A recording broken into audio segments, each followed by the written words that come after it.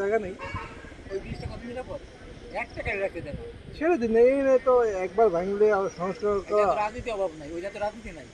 মানে ওই ব্রিজ একটা গাড়ি রাখতে কোনো সমস্যা সুযোগ নাই। স্কুল দিয়ে দেবে না ওই কয়দিন রাখছে কইছে মাঠে নিয়ে যাবো, ওটা তো এটার থেকে মজবুত। কিরা তারা রাখতেই দিবে না কেউ।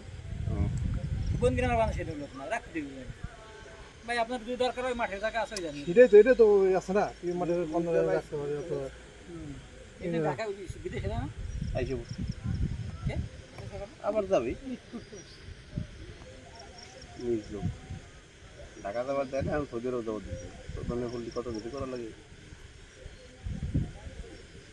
গ্যাস হলো বেশি দিন না, 7 মাসের চলে এসছে। খরচ হয় না?